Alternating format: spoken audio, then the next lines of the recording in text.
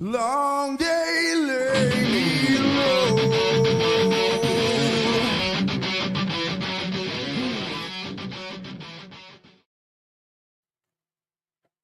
Determined, yo, what's going on, everybody? Determined to get wonderful books to you, wonderful products in your hand. What is this? A premium account?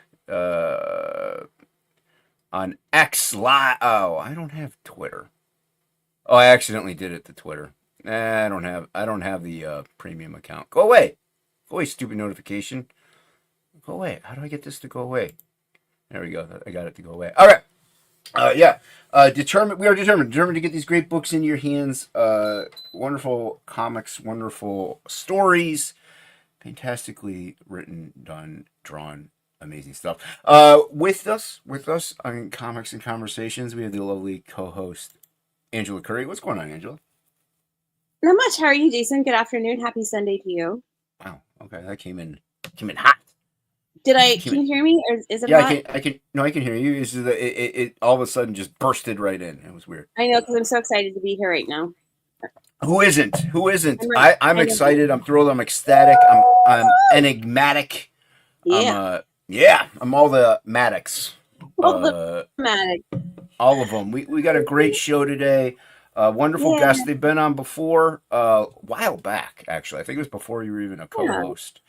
I'm looking forward to hearing more about her project. So this will be fun. We'll talk about it. We'll get the deep dive into the magicalness that is Serena. What's going on, Serena? Hello, thanks for having me. Yeah, you're welcome. Yeah. What? No, I'm just chiming in with much elation. Just interrupting as always. Yeah, Serena, like I said, you were on a while back with the first Black Rhapsody campaign before Angela was a co-host. So it's the first time I think you're meeting Angela. Yeah, I've seen her on some other streams, so yeah, this will be fun. Hopefully we'll have a good time if you don't ruin it, Angela. I'll try not to. Can't promise anything. Yeah, so like I said, you're here. Your Black Rhapsody 2 is in pre-launch, so link is pinned to the top of the chat as well as in the description below. So if you don't want to watch any of this and you just want to see what's going on, sign up for it. Click that link, please. It's free to sign up, and then you'll get notified when she goes live. Before we get into the nitty-gritty, Serena, we have a chat. Angela, can you please say hi to some people? I can. Citizen Ronan was first in the chat. Cheers to you. Got Cranberry Langers for some reason. Langers. I'm just going to say it. He didn't bother to say hi to me, but that's okay. I forgive him. He says hello to you, Jason, and to Citizen Ronan. And then we get to K-pop. Cheers, lady. Henry Bemis. Hello, Henry Bemis. And chat is still flying. Hold on one second. I gotta go down. Oh, Linkovich. Cheers, man. Yeah, what's up, Linkovich? Yeah, I appreciate that. Receive. Woo-hoo. Yeah. And cat ears. Oh, he did say hi. I just want to make sure people know. He said it, and Henry is in the chat dropping the links. So cheers, man. Appreciate that, Henry. Appreciate the mods. Thank you guys. Yeah, you guys rock. Yeah, please like and share this out because whatever, I get views, but if you share it out, Serena could give her some more signups maybe, and you get some more eyes on the campaigns. I'm sorry. Oh, I'm burping because I got a Celsius here. So Serena, you're back. Welcome. We see you in the chats also, so it's not like you've totally disappeared. But you're hard at work at Black Rhapsody 2. How long have you been developing this story from 1? I've been developing it for at least a year. The reason I haven't been streaming as much was because I was trying to make sure that the campaign for my first book was done. So my focus was kind of on that. Right. So the first campaign, it's fully fulfilled, and you wanted to wait till that all of it went out. All the backers got their stuff, and then you could finally focus. And because I full well know fulfillment it's time consuming. It's a process. You really don't have time for much of anything else whenever you're doing it because you're slapping on the labels, you're typing in everything into the pirate ship and everything like that. So by the end of that, you're kind of beat. You're just exhausted. So it does make sense to kind of wait. So whenever you're developing a story, whenever you're writing, what is like your process? How does that go about? Do you have like a Bible? Do you do like a layout? What do you do? I kind of have a bit of like a layout of like cliff notes of how I of certain story plot points that I want to get through. Like for example, if I wanted this character to fight this other character, I will just list out different ways that I could go about it to see which one makes the most sense. Mm. I usually have writing sessions with my editor, Michael Curtis, who is the CEO of the Grindstone Arts. Mhm. He is one who's publishing my book and working with me on editing the book. Nice. Yeah, Curtis has been around for a bit in the indie scene, so that's pretty cool. You got him on board with that. Has he always been the editor? He's a new editor for part two going forward. Nice. The first editor was someone else. Okay. Yeah. No, that's always good. And now, is it the same creative team, or did you kind of like working things out with different people? I saw you have the book looks fantastic. Like the preview images on the page look fantastic. So is it the same creative team? Did you mix it up? Um, it's a different creative team this time. I couldn't, unfortunately, due to scheduling conflicts, get the artist that I had for the first book, as he is now working on other comic projects. Yeah. But I was able to find an artist that was very talented and who, by the way, worked for Marvel in the past. So I have a Marvel artist on my book. That's pretty cool. Ah, Yeah, that's really awesome. Yeah, it's always pretty flattering and humbling also whenever you get like a professional that worked in the industry, that is, like, because we're all professionals. You're a professional. You wrote a comic. You did it. I did a comic. So, but he's like industry professional. So it's nice to get that kind of talent on your project, and it also helps out too with the getting eyes on it and the word out, because it has that sort of a repertoire in that way. So what got you into books? Because it's a very the style for the last one and this one also is a little manga-ish. Now, are you mainly into manga? Are you like a Western thing? What kind of got you into comics? I'm mainly into manga because my introduction to house came from manga predominantly. Mm. I read my first manga back in middle school. It was a shoujo manga called Red River, which is Okay. basically an isekai story. If you know what isekai is, it's basically a character gets transported into a different world or a different time, usually by the infamous Truck-kun. But this is more like a time travel story. ooh, cool. So the first one you read, was it more of a time travel story? That's pretty cool. And Shogun, isn't that a bunch, like, kind of like an anthology thing? Are there a bunch of stories in that? Shogun? Oh, I said shoujo. Oh, okay, sorry. I don't know much about the manga universe. Yeah. Like, I know your stereotype, like Berserk. I know of that and stuff like that. I grew up with the Western, Marvel, DC, stuff like that. So I was kind of manga was in the periphery, but it wasn't something I always got drawn to. And it was really just nothing because of like what the cliches come about, with the illustrations. Just it never really got brought into my hemisphere. Like it just wasn't really, Uh, put in there or influenced by anyone else. What's that? K-pop said the Red River is dope, isekai for the win, and also that shoujo is girly stuff. So Oh, yeah, I'm kind okay. of out of the loop regarding the manga scene. So I'm definitely a sponge. So anything you share with me, I'm going to learn. So yeah, this is Well, cool. and see, and I've said this before, like, because like just said, I was mainly more influenced and came in about reading comics through the Western style format. But I think as an indie scene, as artists, writers, creators, whatever it may be, drawing from all of them and kind of learning about each one and getting influenced by them is actually more of a positive. A lot of people tend to, especially in our little indie sphere here, a lot of people tend to look down on the manga stuff. I disagree with that. I think you should learn from it, adapt it. Like even the guys in the like the artists that like we look up to, like Jim Lee, Liefeld, Frege, a lot of these guys got influenced by manga. We just never knew it. And so it just speaks upon that. So you were first drawn into that's how you got in initially. Did you start collecting any Western comics at all, or were you strictly a manga I person? got into Western comics into high school. That's Oh, when I okay. started like, tampering. Actually, not high school. That's a was it? Sorry, I'm kind of misremembering a bit. No, you're Yeah, all good. high school, I was still kind of into manga, but I started picking up some Marvel and DC stuff. I Mm. was for a short time into like indie and Top Cow stuff, like Witchblade, The Mm-hmm. Darkness. Before I started moving into like Marvel and DC. Wow, cool. Yeah, no, well, the other thing about like even Witchblade, I think they got in there was even a manga Witchblade, I think at one Yeah, point. it was an anime. It's still right. It's not. I like the design of the female Witchblade users. I just don't like the story as much. They changed so much from the actual comics. Yeah, That's a big thing.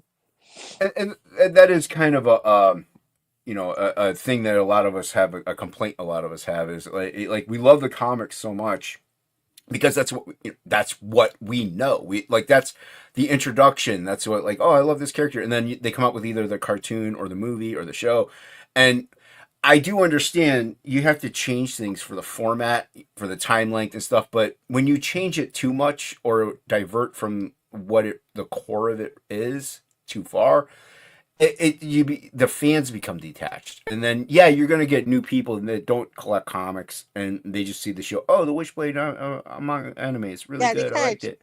the whole concept behind the Witchblade in the anime, but instead of having it be the offspring of the darkness and the Angelus, it's just this ancient artifact of unknown origin that inevitably kills its users, which kind of defeats the purpose of people wanting to obtain this thing.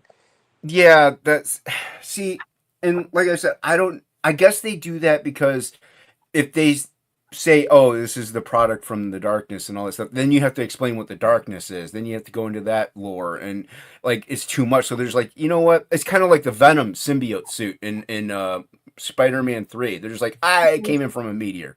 It's like it's like yeah, no. There's a lot more that goes on to the backstory of that character. Just like with Witchblade, there's a lot that goes on with I that wouldn't have mind IP. I wouldn't mind if they changed the origins, but why did you change the entire concept of it? Like, why does it kill its users?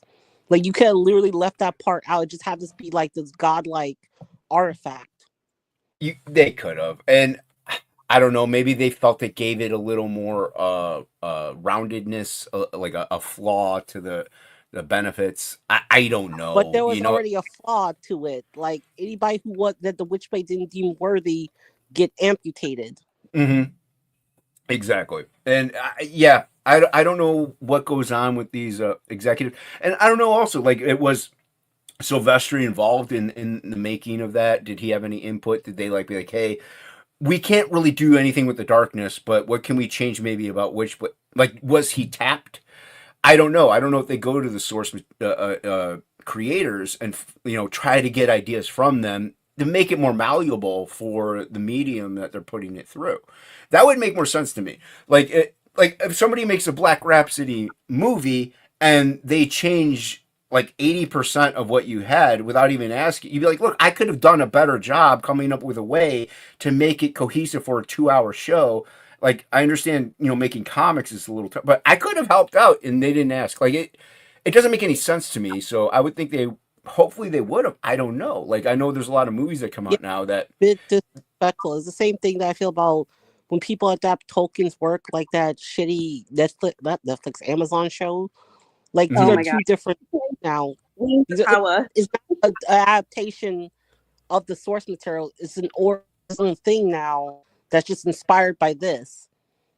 Hmm. Yeah, and I I like there's a double-edged sword to it. Like I understand you want people that don't know anything about the product to really like it, but the product is already good enough that even if they don't know anything about like the book, the comic, whatever, the magazine, whatever it came from in a literal sense, if people don't know anything about that, it's already really good though. So even if you make it a movie, like there's plenty of people who never read Lord of the Rings. The movies came out, love Lord of the Rings. There's Yeah. plenty of people who never read Harry Potter, saw the movies, love Harry Potter now because the they were true enough to the source material and made it. The source material is really good, so it was high quality stuff already. Once you change it so much as to where like people love this thing, you know what? Let's change it and make it according to what things are currently. It doesn't fit. It doesn't mesh, and you're also like, yeah, I understand. You know, people have passed away and stuff, but you get people who are passionate and love it. That you talk to those people. Didn't they even have on that show? Token's like son or grandson or something, and they fired him, like something like that. They had Tolkien scholars, but that can mean literally anything.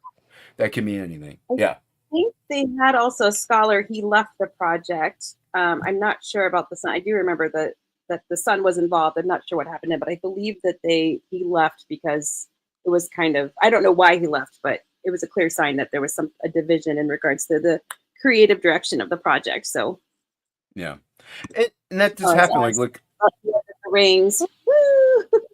Sorry. Like, look at the Henry Cavills and stuff. Like, he left the projects because they, you know, with that what was that TV show that was on The Witcher. Yeah. He left that because he was like, you guys are strained from the source material and it's just garbage. So he left that. It's not.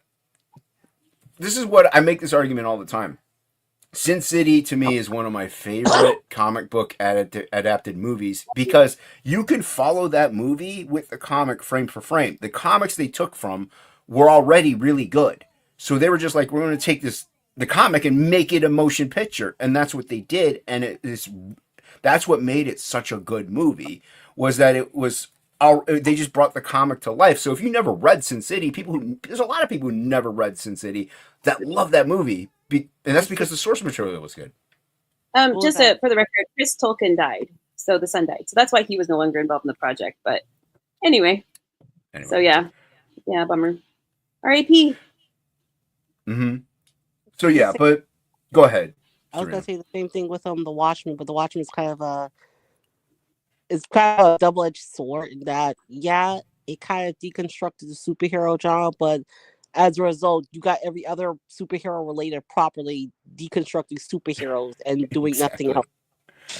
Well, like the comic came out long before like a lot of the stuff, so you know it was like Dark Knight and Watchmen came out around the same time frame. So that darker, deconstructed hero idea, they broke the mold for that, and then everybody started doing it. But everybody had been doing it for so long that by the time the movie came out, it really wasn't too much of a shock as to what it was. The Watchmen is the concept of it. Yeah. Well, I like the movie a lot, and I do like. I know why they changed the squid. Like they got rid of the squid thing. I still prefer the stupid. When I first heard about, I like the squid. So yeah. Sorry, I just completely that for the TV show, and even then. The TV show I didn't even watch that. Angela, hold on, Angela. In the movie, at the end of the movie, spoilers, everybody, if you haven't seen or heard, read, or anything with Watchmen.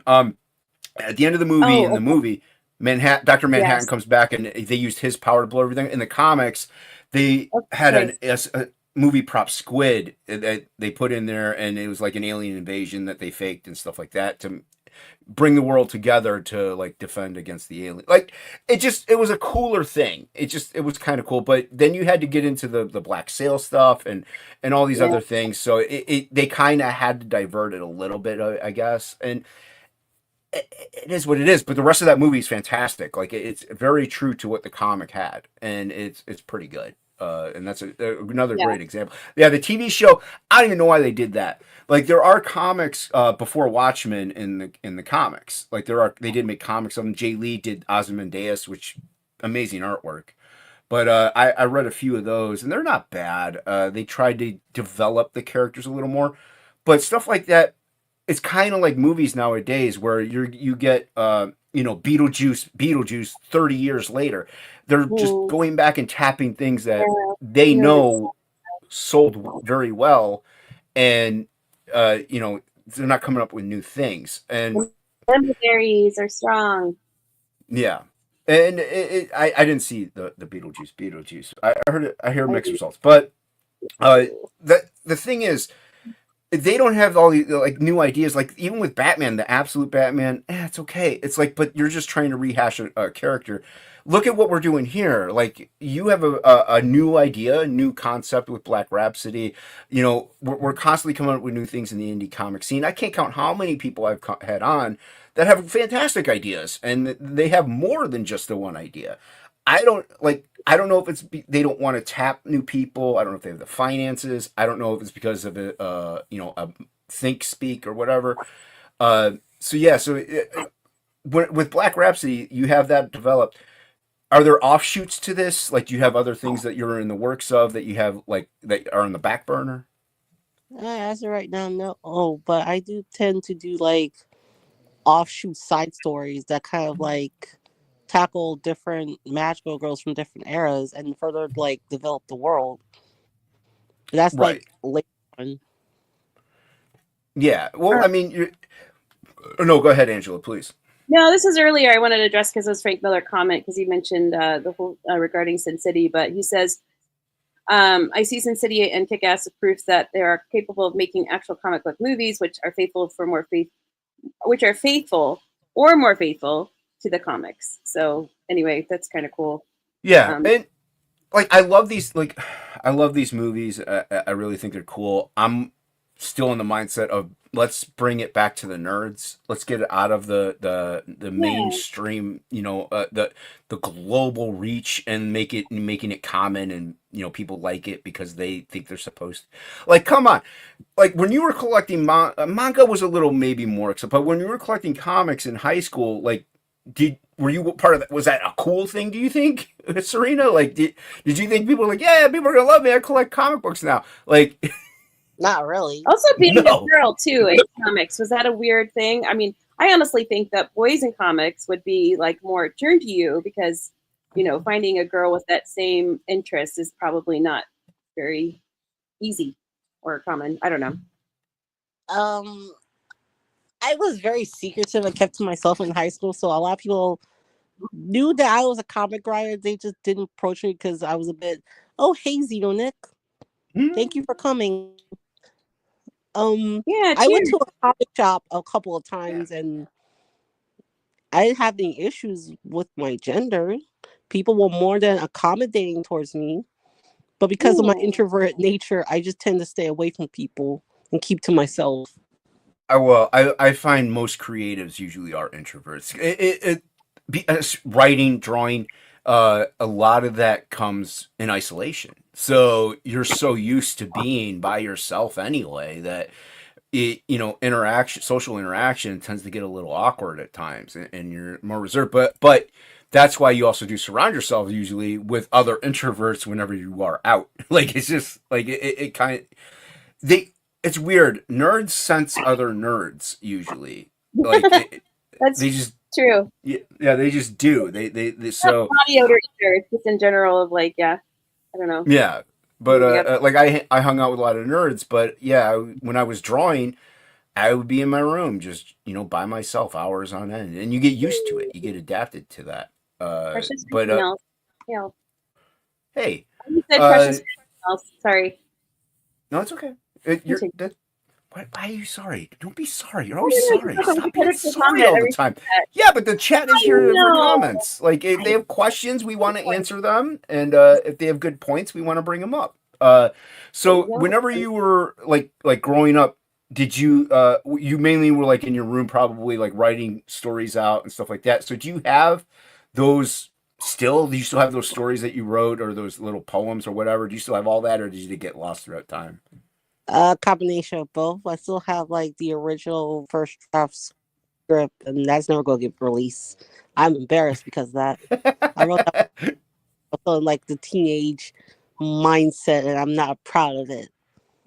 Well, but that's kind of cool to have because you wrote that in a teenage mindset, and as you grow older as an adult, like yeah, we have childlike tendencies and habits, but you just sometimes people forget what it's like to be a teenager, to be a kid, to be in that time frame. So to have that in like a capsule, like you can go back, and it might suck, but you can go back to it, read it, and be like, "This is terrible," but I could see, I get where I was coming from, and you can maybe use it now, polish it, and like, put it into a character. Like that could be another character because that person existed. That was you, back then. So as you're drawing from reality and making a fictitious individual, and that's a lot of what we do. Like we tell stories. Like it's just it's a fantastic thing. So whenever you were in your room or wherever you may be writing, did you listen to music, and what kind? Like did it? Because when I'm writing, I can't listen to stuff with words. I just can't. But whenever you're writing, how does that process go? Yeah, I chose to write in complete silence because I have ADHD, so I get distracted quickly. Because if I try writing and listening to music, I'm just gonna be focusing on the music. That's it. Yeah. Well, like a lot of people, they'll tell me, like they'll suggest a movie or a show to me. They'll be like, just watch it while you're drawing. I'm like, that makes no sense. If I'm drawing, I can't watch it. They're like, well, you listen to it. I'm like, no, because if I'm listening to it, I know it's a show that I'm going to want to look at, so I won't get any draw. Yeah. So it's not really, I don't really have ADD so much or ADHD, but I want to focus on that thing. I can listen to music and draw all day, and I can write and listen to classical music. I can't have words though, because next thing you know it, I'm like writing lyrics out while I'm writing the story, and I'm like, whoops. So, and also, I don't want that to act like that set of think. Like if I'm writing anything, I don't want that mindset to go into what I'm writing. I need to focus on that character, how they feel, and what they're going about. Now, whenever you're doing this, do you find it difficult to come up with characters that are totally outside your norm? Like, because we all have our personalities. Do you find it difficult to like come up with somebody like, I would never do this, but you have to write that thing anyway? Is that hard for you, or how do you tackle it? No, I don't feel. I don't. It's not difficult for me to come up with characters that are completely different from myself. As someone who's played like a lot of like RPGs, it is super easy for me to come up with different characters that are not me, or play as protagonists that are just not me. So it comes naturally. Nice. What kind of RPGs did you play? Uh, a lot. Like I'm mainly Yeah. into Eastern RPGs like Persona, SMT, Shin Megami Hmm. Tensei, Hyperdimension Neptunia, and a host of others.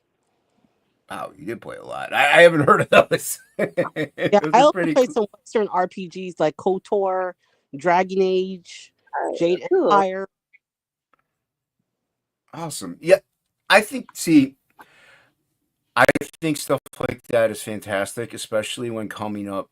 Like, if you're gonna do any creative type IP, any like fantasy, sci-fi, no matter what it may be. If you played an RPG back in the day, especially like when we were growing up, because that came about first, usually it really sparked that stepping out of your own body mindset and being like creating a whole new individual as it is right there, let alone you're surrounded by other people that are creating their own, and so you're drawing from that, you're seeing how people are engaged, and how a different personality can come about. And a lot of people will look at some of these things like people who write a villain and the villain does something horrific, they put it on you, like, how could you think that way? It's like, well, I don't, but people like that do exist. Like, there are people out there. There's Jeffrey Dahmer, there's John Wayne Gacy. Like, so are you influenced by stuff like that outside of your hemisphere? Like, do you look to a reality and kind of infuse it in with what you do? Sometimes, but mainly it's usually I get inspired from other pieces of work, usually anime or manga. Mm. Okay, well, see, that's good too, though. We learn from our influences that are inspiring like that. So that's great. And the chat may know of some of these, but what are some of your biggest influences in the manga sense? We'll tackle that first, then I want to get into other stuff. But Um, Magica, Yo. Sailor Moon, Berserk are some of my biggest influence. I love magical girls, specifically the dark magical girl genre, if done right. Because I've seen a few examples of dark magical girl stories done completely wrong or just like overly edgy. You call so it matchbook rules? Is that what it's called? Yeah. like Sailor Okay. Moon, Tokyo Oh, Mew, that's the Precure. genre. Okay. I never knew the name of that genre. So cool. I learned something. And you Uh, bring up a good Japanese name is Maho Shoujo. Mahasojo. Ah, Maho okay. Maho Shoujo. I'm never going to be Maho. able to say it right. uh, Oh, yeah. that's the other thing. Another thing that kind of turned me off a lot from the manga stuff. I couldn't pronounce the names of the people. Like I tried, and I would always butcher it, and I felt terrible. So I was like, I'm just not gonna buy it. I'm just not No, gonna go buy it. Feel bad. because even like some VAs can't pronounce their character's name correctly.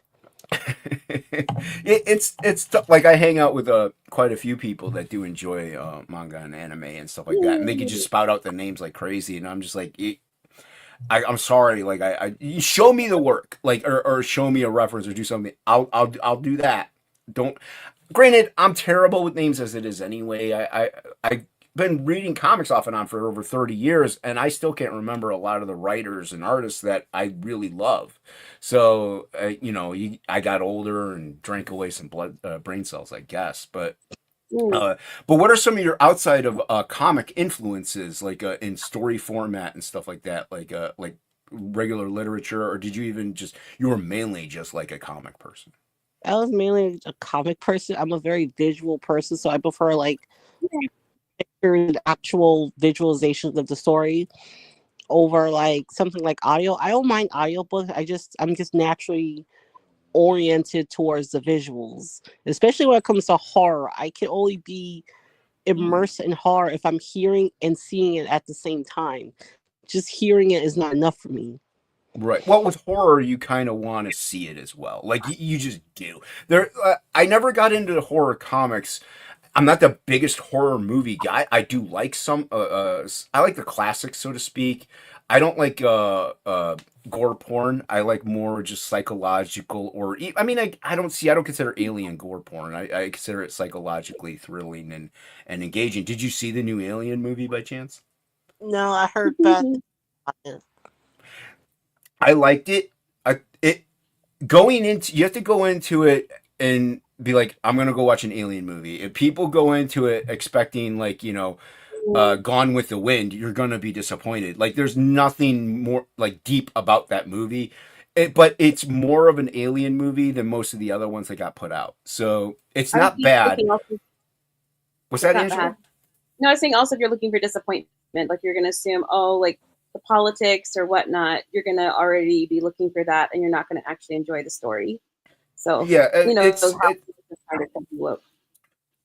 with the alien movie, I found it serviceable as an alien movie. Like you shut off your brain, grab some popcorn. Yeah. There's parts of it that I was like, man, like or mainly it was a lot of the dialogue and acting that was kind of iffy, but the rest of it, I thought it was fun. It's fun. Like if you have streaming services and it's free, quote unquote, you're paying for the streaming service. But if it's on the streaming platform for free, go ahead and watch it. I think you might enjoy it. I don't want to speak for you. I'm like you're gonna love it. I don't know. But what are some of your favorite horror stuff, like in any medium? Junji Ito. I like Junji Ito stuff. I don't know what that. I don't know.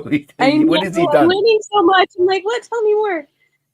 Junji Ito is he's basically the Stephen King of the horror manga. Oh, cool. Yeah, he's like they recently adapted one of his well-known horror stories, Uzumaki. Oh my god, they butchered the shit out Oh of that no. story. Oh It was no. good in like the first episode, but that's pretty much it. It goes downhill. Yeah, it's sad to hear stuff like that because, like I said earlier, like you have the source material that's really good. Just do it. Like especially in TV shows. Like if you have a Netflix series, you have hours and hours to make it right. Like like we were all saying because I saw the new Hellboy. I have it. It's not bad. I like it. I think it's fun. Now other people may not. I don't know, but I liked it. But Hellboy would be way better as a Netflix series done in individual stories because that's essentially what it was anyway with the comic. So if you have an Amazon show, Netflix show, have whatever and you adapt a manga like that, especially manga, that there's so much. It's long format. So like my one friend, and mind you, this is a different thing anyway. But my one friend Billy loves One Piece, like because he says it's pretty accurate to what they're doing in the book anyway. So it's but it's long format. Like it's taking years upon years to get this done. That's the way it should be with stuff, especially like I said, especially with manga. There's so much content involved, Well, but to it's be honest, still it should have ended years ago. Like, there's no reason to keep that story going outside of just money. well. Yeah. I don't watch it. He does, mm.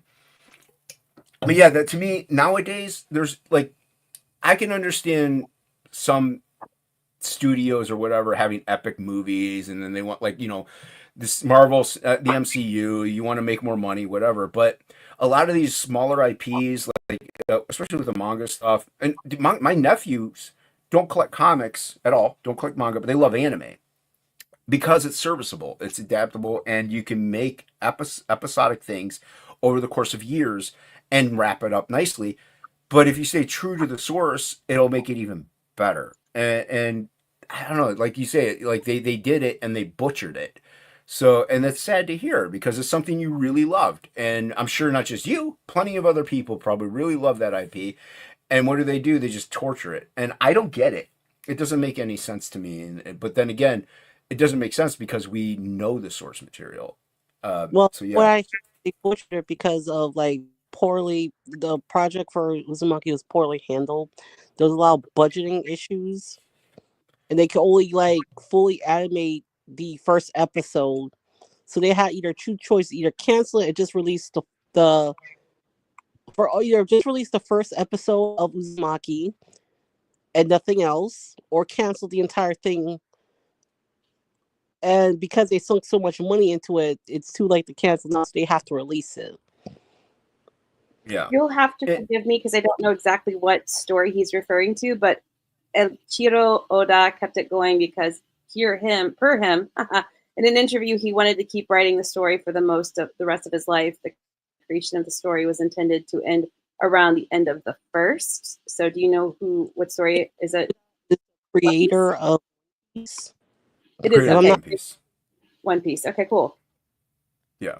But in that case, no, you should just end it as soon if you have an ending in mind. Don't extend it because first of all, you never know when you're gonna like bite the bucket. It's very So you just true. extending it like that runs a very high risk. That story is never gonna get completed by the creator.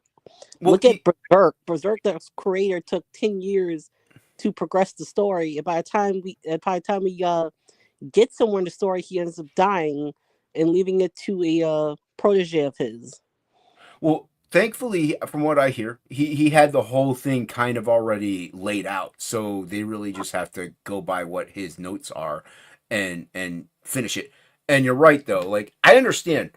I have projects. You have Black Rhapsody. You're passionate about it. You want to do it for as long as you possibly can. I get it, but like you said, it's nice to maybe wrap it up, tie it up before you wrap up, and like it's kind of you kind of want to see it grown up, fulfilled, and finished, and that for everyone to enjoy. Like it's a shame whenever we see creators walk away from not just end projects because we loved it so much, we want more, but they're like, look, it has to end. Everything ends, and whether it be in a happy way or a sad way, everything's gonna end. It's good to end this. You could even end it by saying, and their adventures continued forward, and then you're done. People could just make up their own after that point and do fanfic. Fine, wonderful. But it's nice to have an ending to a thing. It's pretty nice.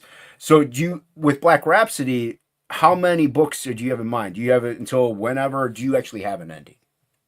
I have an ending in mind, but it's going to be a while before we can get to that ending. Also, I want to say hi to Darth Bobcat. He was in the chat earlier. Yeah, What's I up, saw him Dark earlier. Bobcat? Welcome. Hey, Welcome. cheers. Yeah, thanks to everybody for swinging by. Yeah, Click the links at the top of the chat. Sign up for Black Rhapsody Dos. It's not Spanish, but I said dos anyway. Yeah, and make sure you sign up. People, Emails, sign up's free, and you get notified whenever Serena will go live, and you can then back the book. You're going to get it because Black Rhapsody 1 yeah, got fulfilled. So she fulfills. Yeah, right yeah, on. so uh, Black Rhapsody is there's music involved in it, obviously. What are some of your musical influences? Of some of the music that you like? I tend to like pop rock and I like a variety of things, but pop rock and more slower sounding music. What are some of your favorite bands? Um, one of them, one of them is Nate Wants to Battle. I listen to a lot of covers of songs, Oh, okay. but one of them was Nate Wants to Battle. He's like he used to do a lot of like anime and Pokemon covers, but he has basically become his own thing. He did a lot of NAF stuff, like Five Nights at Freddy's music covers. Oh, wow. Okay. I Is recently that what? no? No, go ahead. I recently started getting into other genres. For example, I'm into I kind of like on and off again with this artist called Curly Cove. Hmm. She's an Estonian singer. I like some of her music, but not all of it Okay. Nice. because No. because the story I'm writing involves different genres. I started getting into different genres of music. Yeah, and well, that's a good I love stuff like that. Like I'm very picky. Everyone knows this about what I like and what I listen to, but I'm always trying to find new things. Find new things that I like that are because I'm picky. That's what I like it when people like you're investigating other genres because you kind of have to with the story that you're doing with the book that you're doing. But like there's a guy that I follow on, or I don't know if I follow him anyway, but he's on TikTok and he grew up mainly with R&B, with like blues and jazz and stuff like that, Motown, and he's going on this metal kick, like genre, like it just dive. He didn't he doesn't understand it, so he kind of wants to learn more, and it's nice to see his journey and to see what like he's like. Okay, well, this is too much. This is why I like this. I could see why people like this.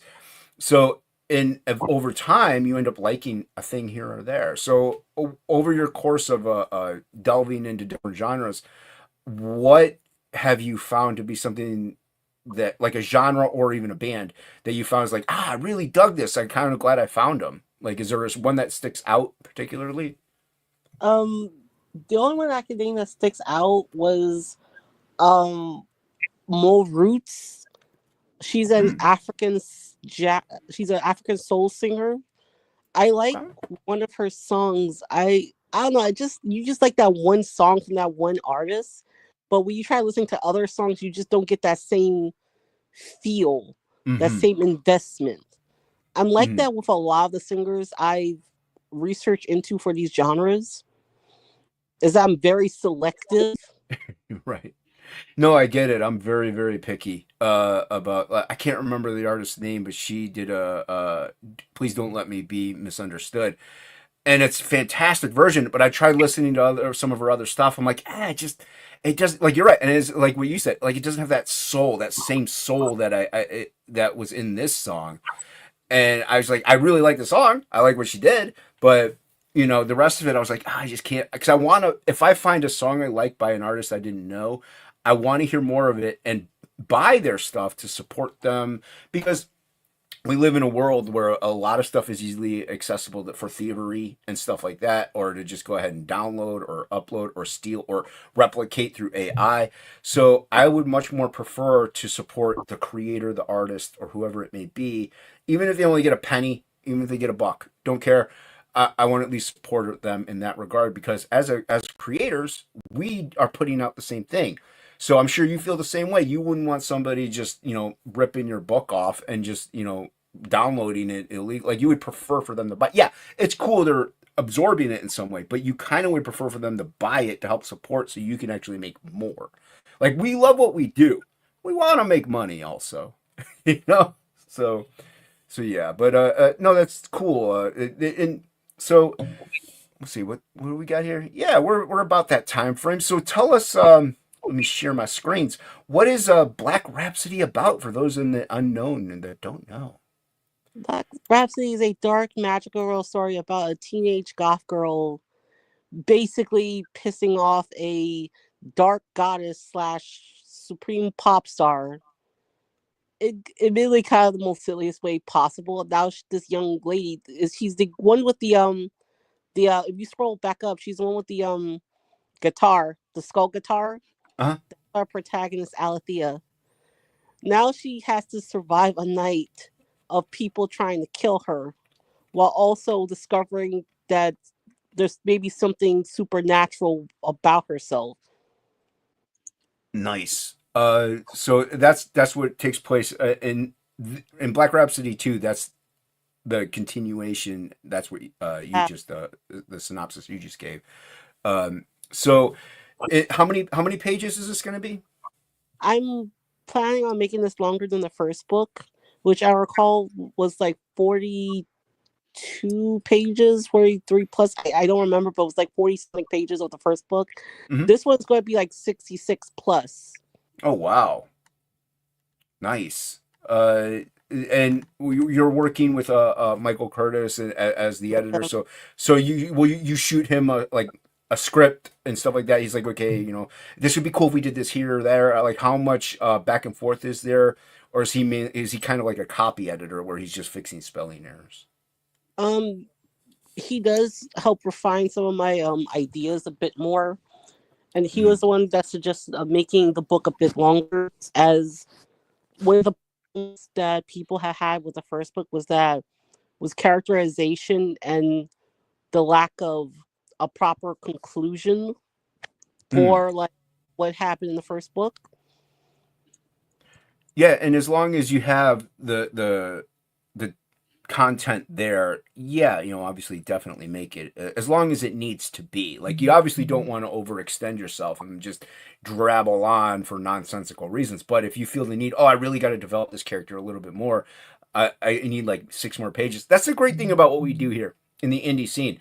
We don't have to make these a standard set page count. Like, they could be as long as what they need to be in order to get the story fully told and to get the characters fully developed in that context. Now, is it kind of like Western or whatever comics where each issue would kind of have a self-contained story, but it has an overarching theme throughout the whole series? Is it like that, Is or telling is based on like manga, where it's basically a continuous story. So mm, you can't like read the second book without understanding the events and setup of the first book. mm. That's how a lot of Western comics are now. So I mean, that's nothing new. That's how a lot of, like, I have Frog G's like that. Like, this is a 3-story arc. So with this, I think you might have answered before, but how many issues maybe do you have in mind? Are you just going to do it for years on end and be like, once I'm done, I'm done? Or do you have like, all right, this is going to be 15 issues. That's how long I have I have it laid out. It's going to end there. Or are you just going to keep going? I'm gonna keep going. I have a set ending, but there's a few arcs I want to do because I plan on introducing more characters and tackling their own arcs. It's just that for this arc, it's just gonna focus on Alethea. Who's Can you, oh, go ahead, Angela. no, I'm so sorry. I wanted to ask about. Did you mention this would be a time travel story and so forth? No, that was the. Oh. Go ahead, Serena. I didn't mean to talk over you. No, I was talking about a different story called Red River. Red River is time travel. Yeah. Oh, Where okay. So I thought you mentioned the Black Rhapsody had time travel. Sorry. Angela, you got to monitor the chat, bring things up, do all this other stuff. I know. get it. You get distracted. Hey, you're in 18 places at the same time. I always love the time travel aspect in story, so I was just curious about her sources that she used, but we can talk about that later because this is about the project. Yeah. No, this this involves like musical powers and such and stuff like that with magic. Is that right? Yeah, each genre is going to be represented by a specific magical girl. In the case of Alethea, she has the power to interact with the dead by her song. It's kind of it's like necromancy, but without the really dark aspect to it, where she's able to reunite a loved one with their deceased like a living person with their deceased loved one for like a night and have them console before they pass on. It's kind of a take on the concept of people feeling like their loved ones are still with them when they hear a specific music, or reminiscing about a dearly departed one by Mhm. music. So she can channel the dead, or is she like kind of like resurrects them almost in an undead sense around her? Like She can channel the dead. nice. Okay, cool. And whenever she does it like take over her form, her mind? Like whenever she channels the dead, does she specifically try to find certain people to utilize their abilities? Like what goes on in that form whenever It's she's channeling them? She can call them forth, but she can't command them. Oh, They okay. like if he's like in front of a murderer, she can call this person to her, and they will respond because they want to get back at Mm, their murderer. I gotcha. That's pretty dope. I like that. Yeah. Nice. I like it. Yeah. Very So cool. who's the what, Angela? No, I said very cool. Like, no, I like the story. Who's what's the main antagonist in the book? What are they like? The main antagonist, I sent you pictures in the Oh, DM chat you did. of the main Cool. antagonist. Let's She's the chick with the red hair. all right. Let's share these out. Mm, oh, you sent me The a lot of redhead has pictures. is the antagonist. Yeah, Interesting. Interesting. I'm All right. just joking. Let me open these in a yeah, new he's gonna bring it tab. up. Open a few of these. Open in a new. I mean, my DMs really aren't all that major. There's just links. Uh, new tab. Yeah, these are dope. So who's your artist, by the way? My artist is LT from Mitsia. She worked on the Unstoppable Wasp and Marvel Ooh, Comics in Ooh, the past. cool. you know what? It's just easier for me to share the screen, I guess. We'll just do that. I don't care who sees my DMs. All right. I don't care who sees my DMs. And you also have a colorist from Marvel, right? Yeah, I have Wow. a So colorist from Oh no. Sorry. Did the wrong thing. Sorry to interrupt you. That's pretty cool. You got. How did you just ask these people? Like, you just like, hey, can you draw uh, my comic? I encountered. I asked Alti if she was interested. She fell in love with the concept, and especially the character design. Because a thing I plan on showing in the yeah, that's Isabella. That's the main villain. Right here. A thing that we both like is like fashion, I and love I color. have in my book. Oh, hold on. I'm sharing the wrong freaking thing. Keep talking. I'm I'm trying to mumbling to do myself. So yeah, I reproached because she had done the cover of the book for me, and then I reproached her again for like an artist for the actual to do the interiors of the book, and she was very much interested. Yes, that's the main villain of my book. Her name is Dulcie Bella. She is supreme star in the world of Black Rhapsody. She has control. She's a dark god who has control over shadows and darkness. Oh wow. Oh, that's really cool. What can she do with it? Can And she her, like manipulate them? yeah, shadow manipulation. She can eat people via the darkness. She can basically, Oh, yeah, she can cover you in darkness, just consume your form. nice. Oh, and that's like that's how she eats, or is it like she's absorbing No, their essence? regularly, but she uses her powers to punish those who disrespect her. Because keep in mind, she's like an old god. Mm. Hmm. I like those old gods. Nice. No, that's dope. That's really really okay. Good. That's really cool artwork. Man, I'm boomering Yeah. everything today, Angela. Look what I'm doing. You know, And yeah, it's okay. We're powering I through. was gonna, I was gonna say like what Althea does to her. Yeah, that's basically her power. Cranberry. She can manifest like darkness physically.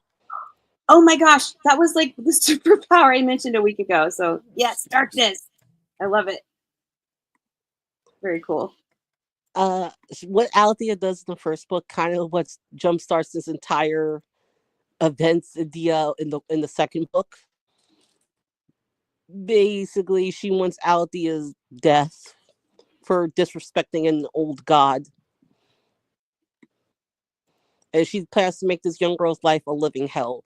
Yeah, that's what I mean by Althea's powers.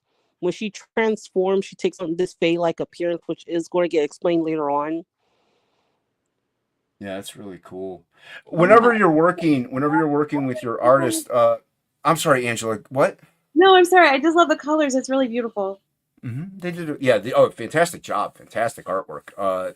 Whenever you're working with your artist, what's the collaboration like in that regard? Do you prefer them to be exactly how you say, like, I want them to be drawn in a 3/4 view down, or do you give them a lot more freedom? Because I'm working with experienced professionals, I give them a lot more freedom. Well, like there's the occasional changes if something that I wrote isn't conveyed well. So I would find references for the Mhm. artist to better convey it on page. Hmm. Nice. So But I'm you not do like get particular in how it's right, done. right. So you, For you, this one, you this is a print. no, go ahead, go ahead. I don't mean to overtalk you. This is a print that I wanted to feature in the second campaign. This is like a Hex Girls homage print because I love the Hex Girls, Nice. and my What are the Hex Girls? partly inspired by the Hex Girls. What are the Hex Girls? They're a fictional band from the Scooby Doo franchise. They were Oh, introduced okay. Oh, called Scooby Doo and the Witch's Ghost. Yeah, I remember now. Yeah, I yeah, don't remember that. Anyway, cool. yeah. No, that's really cool. I like that. Too bad it's not Gem and the Holograms for Jay Ryan. I was just Uh, thinking about that. Isn't that crazy? Ah, no. The artwork's yeah. fantastic. You definitely got an amazing team with you, so that's always really great. And the team you had before was really good too. Black Rhapsody One was the drawings in it were fantastic. So, speaking of which, is there a catch up tier with Black? Is there going to be a catch up tier with Black Rhapsody Two? Um, I'm going to have a catch up tier that's going to have the first book included. okay. And is it going to be a second print or is it going to be a first printing? I'm still in the talks with my editor about that, but I do plan to have a tier for people to get the first book. Nice, Will there nice. be a digital option for people, like, for instance, if they're across the pond or particular Australia, because the shipping is very costly that way? Is that I something know, available? yes, there's going to be a digital tier. I know that some people countries shipping is very killer. Yeah. Yeah, it's brutal shipping, as you full well know. It's the shipping costs over, and this is the thing. Like the economy's been it's been rough, and people also just the expendable income really isn't fully there. So if we can cut costs down in any way, shape, or form, that's great. And a digital tier, that's a great way to do it because we like I said. We want people to read these. We want people to absorb these and look at these and appreciate the stories and adventures that we have to tell. And we kind of want you to buy it. So if you can't afford the $20, $25, 30, whatever it may be, and I know some people are charging way less, but those people, I know how much it costs to do these campaigns. Those people are going to take a heavy hit and be in the red. But if you're getting the digital tier, you could support the campaign at an affordable price and also absorb the material and get what the storyteller wants you to have and appreciate. So digital tiers are great. And yes, I know everybody's like, well, Jason, you don't have one for Frog G. Suck it up, Buttercup. Anyway, no, that's great that you have a digital tier because Do you have shipping's friends in brutal. Australia? You have friends in What's that? Australia. Yeah, You have a friend in. whatever.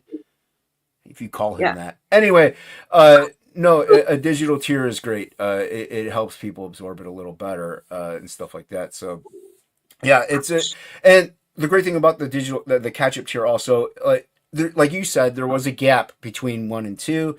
You wanted to make sure things were fulfilled. So if you might have missed out on book 1 and didn't even know about it, so that's a great way to catch up with it and get the whole story because, like as you said, this is a continuation. So it's really good to have a catch up tier in that regard. First print, second print, Yeah. whatever it may be. So very nice.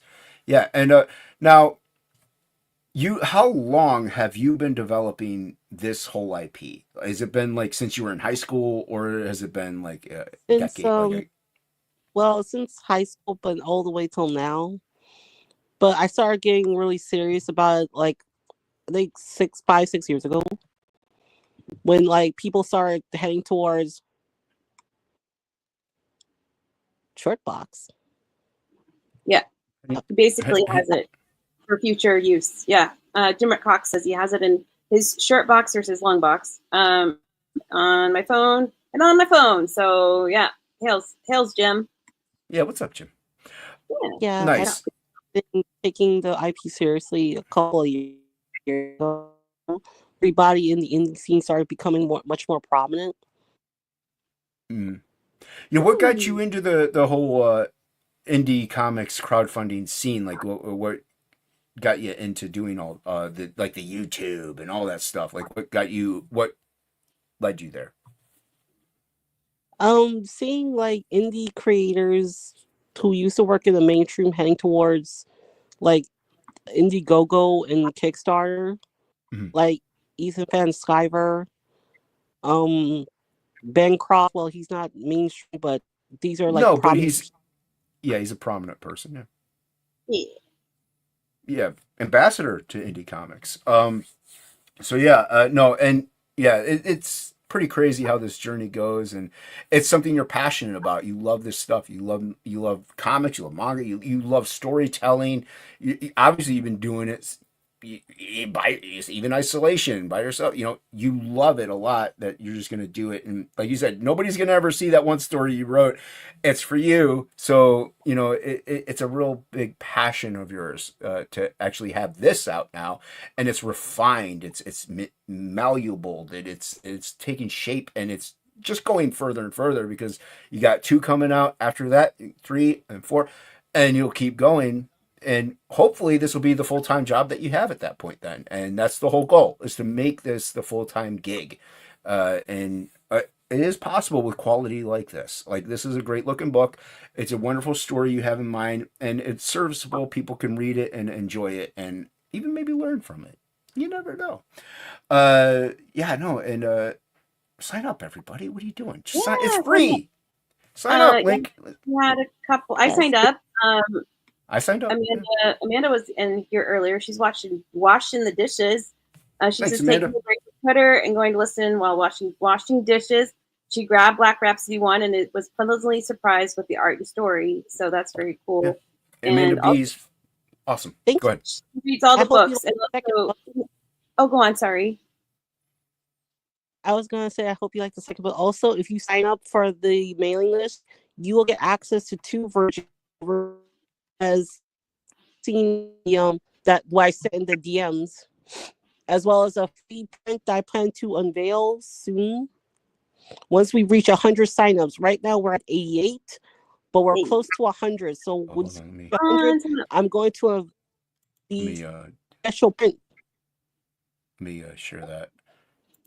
Yeah, I was gonna ask what you get with the with signing up. I'm gonna pull. I'm gonna bring up. Henry Bemis also, he's not very much into anime, but he did say he legit digs the art on the cam page. And has also been dropping the link. So thanks again, Henry, for doing that. Thank you, Henry. Yeah. Henry's a good dude. Good mod. He's a good dude. No, yeah. So. Yep, Amanda B actually reads her books, and will always. Yeah, Amanda B reads her books. Yeah. Well, we love Amanda B. But see, and okay, I get it. I'm almost the same way. Well, granted, I have a reason, but a lot of people will get the books and not even read them. They'll flip. Please read them, people. Like, Serena put a lot of time in it. A lot of, like, she really loves and cares about these characters and the story that she's about.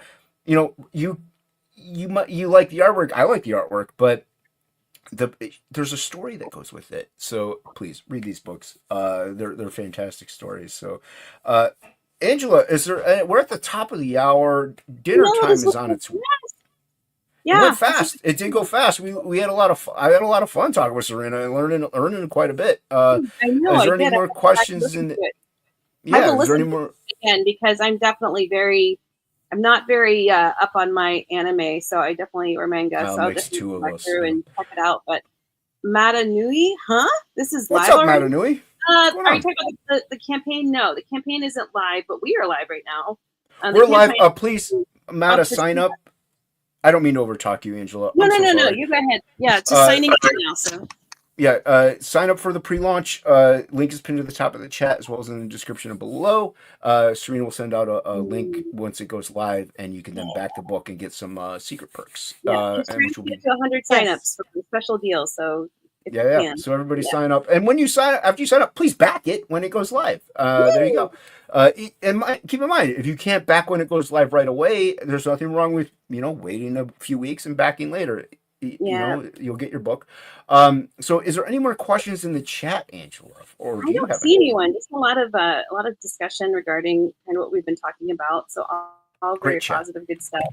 Do you have any I last love the questions? chat for showing up. I have no other questions. I was also going to say that those in my book are based off of different goddesses and divine figures from mythology. For example, the main character Alethea, when she transformed into like this gothic fairy elf. Her magical girl identity is based on the goddess of the moon and witchcraft, Hecate. Hence the to channel spirits. I also have other magical girls who are based on different genres who are named after different goddesses. For example, I have a symphonic metal magical girl who's named after a Japanese ice dragon god that I plan on availing. Another that's based off an Aztec gods who is based on like religious worship music. Ooh, that's definitely something. Yeah. Oh, that stuff's really dope. I don't mean to overtalk you. Keep going. I heard they all are based off like different elements. So the Aztec goddess is based off like an Aztec god of fire. The ice dragon is based off the ice god of the sea and winter, as well as other genres that are going to be tackled later on. No, I see. I like stuff like that because, like I said, you get influenced by so many different things, and we can learn, adapt them into what we do. And also, I always thought it was called, it was pronounced Hecate. So thank you for that. I didn't know it was. It's pretty different ways. Oh, hey, Sermon, how you doing? Thanks for coming. Yeah, it's very cool. Also as Hecate or Hecate. Oh, okay. Those are the most common pronunciations. Oh, see, you learn something new every day. Your knowledge. I'm sorry, Jason. I'm gonna get like a little thing every time I say sorry. I'll just zap myself so I stop it. Yeah, no. Well, like I said plenty of times, it's really tough to do not over talk on panels, mainly because you're not in person. When you're in person, you can see mannerisms and stuff like that. The conversation flows a little better. Whenever you're on a digital panel, it's a little tougher to not over talk people, and it will happen. But no, and that's something, Serena, I would love to talk about next time you're on, whenever it's live. Because we'd love to have you back and get you some backers hopefully, and we definitely talk about that because it's something I'm interested in. Mythologies, lores, and stuff like that. We're doing it with Frog also. I do it with Absolute. Yeah, it's wonderful stuff, and we'll talk about that definitely the next time you're on because we want to have you back because it's always a pleasure to have you on. And I want to hear more about your knowledge regarding time travel, just with you're talking about the different genres and so forth, and but we could do that another time as well because I do love time travel and I kind of have my own theories about it. So but yeah, when it comes to time travel, I if you don't think about it, I can tolerate it. But the problem is I'm an overthinker. And when you start videos trying to explain the concept, it starts to hurt my head. And a lot of my dislike for time travel comes from the X-Men because they overuse it like shit so much in every we have this dark apocalyptic future. Let's go back in time and prevent it. Yeah, it's to correct the timeline so they can make more stories. And it's also kind of it's like the multiverse. It's kind of like a cheap way out. fucking You know, verse. yeah. But no, we'll definitely get into a lot more next time you're on. This was a lot of fun. I do have one last question for you, Serena. If you could have any superpower, what would it be? A superpowered magic, ability to Magic. wield magic. I love Nice. magical. Come on. Yeah. Nice. I like it. I like it. I like magic. Magic's cool. Thank you everybody. Serena, thank you for coming on. Angela, thank you for co-hosting, highlighting the chat, and thanks to the mods out there, posting them links, and cheers. not timing people out. Please don't do that. Please don't ban people. Sign up. Black Rhapsody 2, everybody. It's free, and also back when it comes out, you'll get it for sure. And it's a wonderful story, wonderful artwork. Serena's a wonderful person. Thank you once again, everybody, for coming out. Check you later. Later, guys. That's the wrong button. Angela. I